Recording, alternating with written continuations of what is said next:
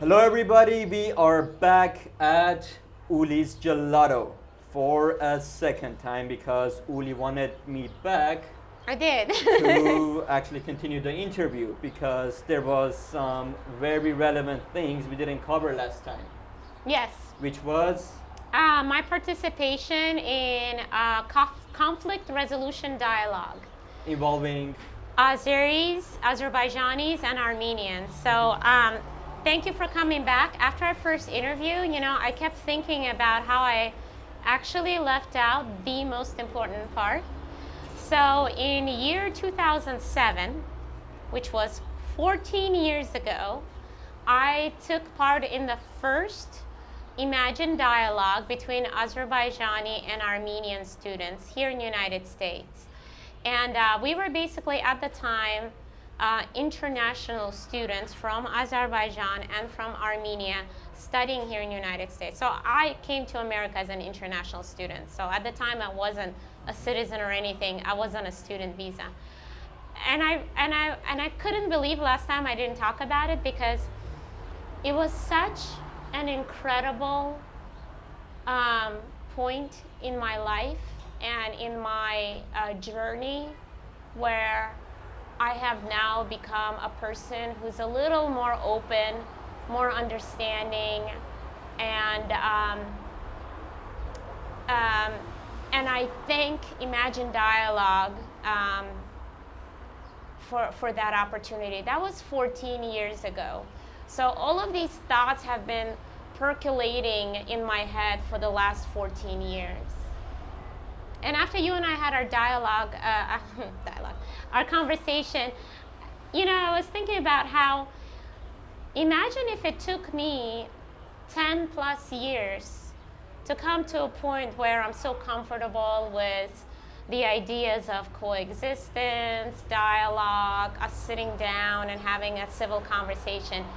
That means that our people need to start talking now, because it's not going to be an overnight change in mentality.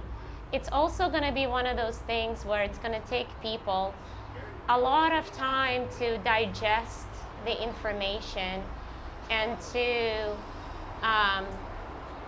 arrive at kind of more open-minded, more two-sided views on the conflict.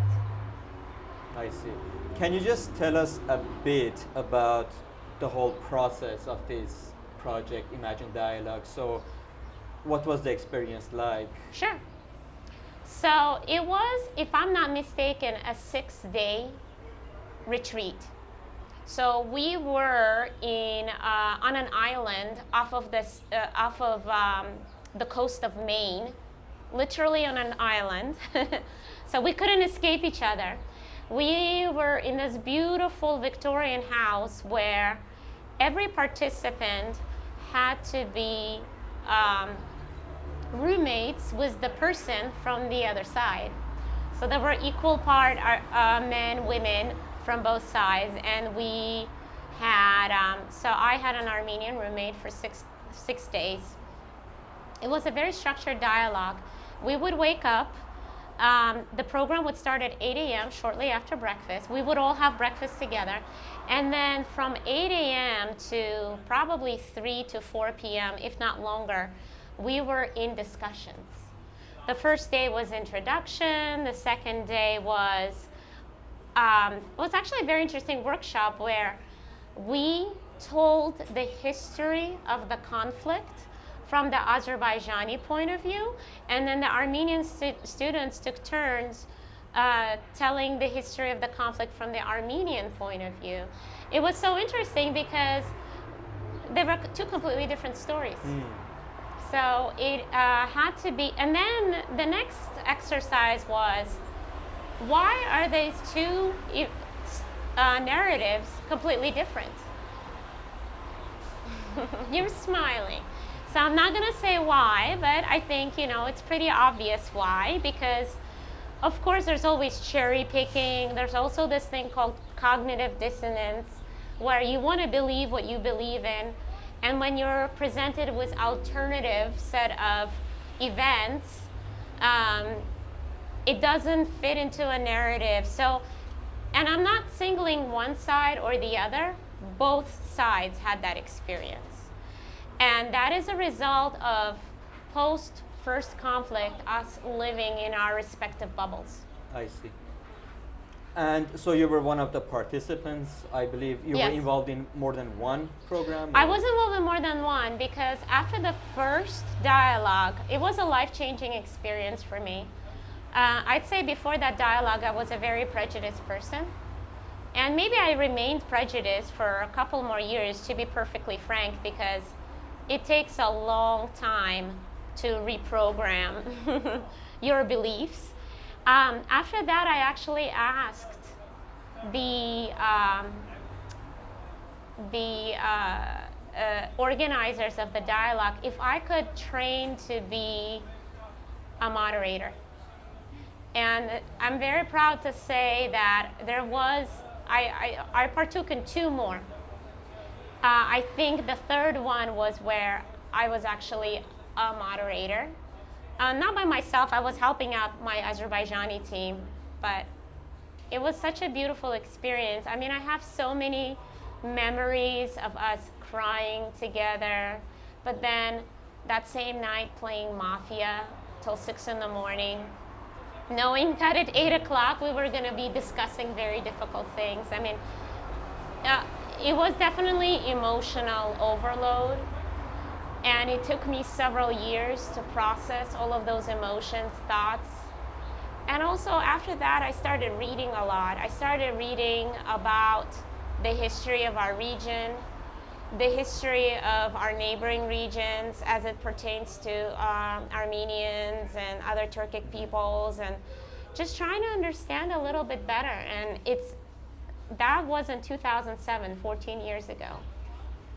Would you say, I'm sorry to cut you off, would you say the experience of being in one space with Armenians and for Armenians with Azerbaijanis, was that just as important as what was discussed, like formally in the program? Just being together. Oh, yeah. And of course, the first thing you notice is the similarities. It's almost shocking. You're like, oh, we're very similar. I used to think Armenians were very different because the biggest difference is usually, oh, we're Muslim, they're Christian. And I would think of our culture and I would always say, oh, we're so conservative, probably because we're Muslim. And then I meet Christian Armenians who have the exact same traditions, but they're Christian, and I'm like, okay, I guess it's not the religion, it's just the fact that we lived next to each other for a very long time. We've probably mixed and mingled with each other. There are a lot of people of mixed descent. I think we talk about that a lot in the context of Islamization, Zoroastrianism, Islamization of the area, and all of the other medieval kingdoms. I think we come from the same tribe originally. That's my idea. Well, on that point, I know people don't like hearing it, but it's true. well, Don't kill me. Certainly, when it comes to ancestry, we definitely share ancestors. It's just, Yes. it's impossible not It's to share impossible ancestors. not to. Yeah. If I'm not mistaken, there were some DNA studies done, and I don't pertain to understand some of that stuff because I haven't really studied it in depth. But I think Azeris and Armenians in the Caucasus, specifically the ones in the Caucasus. I don't know about Azeris in Iran, and I don't know about Armenians who were originally from Anatolia, but the ones in the Caucasus share a lot of genetic traits in terms of like haplogroups and everything else. So one other thing I wanted to ask you about. So many years ago, well, now we have the Caucasian Albanians becoming a topic of discussion, Yes.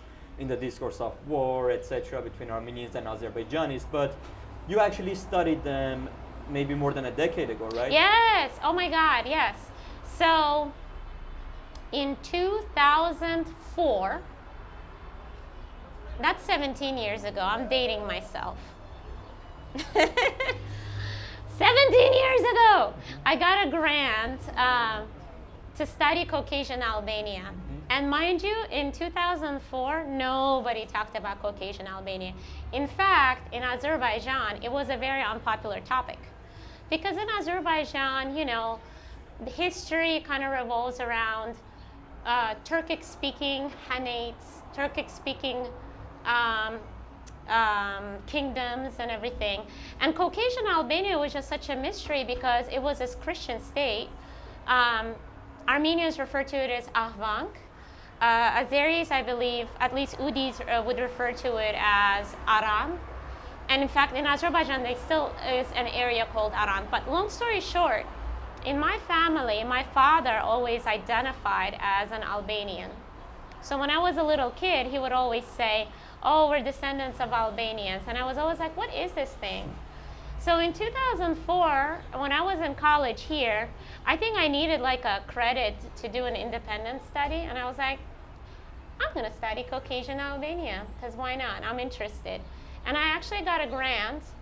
And when I did that grant in 2004, I traveled I went back to Azerbaijan, and for 2 months straight, I backpacked and traveled through primarily northern Azerbaijan and visited maybe 10 to 15 Caucasian Albanian churches.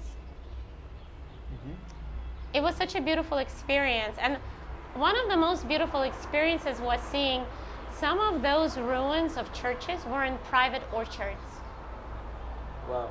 And these families, they identify as Muslims, but yet they would go to the church, they would sweep it, they would keep it nice and clean. Of course, there's a very famous church in the Kish village outside of Sheki that's been restored. There are several churches in Nij village. Nij is the village of the ethnic Udis. Udis were one of 26 tribes of Caucasian Albania. Anyways, those churches not only are restored, the one in Kish is a museum, but the one in Nij is, they're working churches. They're actually utilized. So it was just a beautiful experience for me to learn a little bit about the Christian heritage of Azerbaijan. And I know that Caucasian Albania is a very, it's like a minefield, no pun intended. But it's a very interesting topic. I really urge everybody in their understanding of the region to learn about Caucasian Albania and about the Christian heritage in general of the area. It's very fascinating. To me, it was. Yeah, currently it's this Caucasian Albanians is this topic that is actually it's in sort of these discourses of, you know, antagonism and like between Armenians and Azerbaijanis, Yeah. but it does have the potential actually to Unite us. Yeah, it's a source of, we both have, you know, some sort of attachment to them, you know. I think when I learned about Caucasian Albania, at one point I had the realization, how I mentioned earlier, we are the same tribe. I had a realization that, you know, our region was Zoroastrian, our region was Christian, our region became Islamic. In fact, one of the great heroes of Azerbaijan, which is also claimed by Iran, Babek, again, everything's claimed by everyone, right? More than one thing. He fought against the Arab invasion. So it's very interesting to me about all the similarities, and I refuse to believe in the narrative that people always fought each other. I am gonna, since there's a lot of cherry picking going around, I'm gonna cherry pick the good parts about coexistence, about people being, sorry, there's a mosquito. People being related to each other, and people having more in common than the actual differences. That's the narrative I choose to stick to. Great, we need more of that. Uli, thank you. Thank you. So I'm joined by Uli for a second time this is the original Uli's? No, this is the second one. This is the second one. So this is in the Fairfax district of Los Angeles again. It was, Uli's Gelato was voted by LA magazine readers as the best ice cream in LA. for 2020. Thank you, I believe so. Arnold. Շնորհակալություն։ So, çok sağ olun. Famous. Cheers.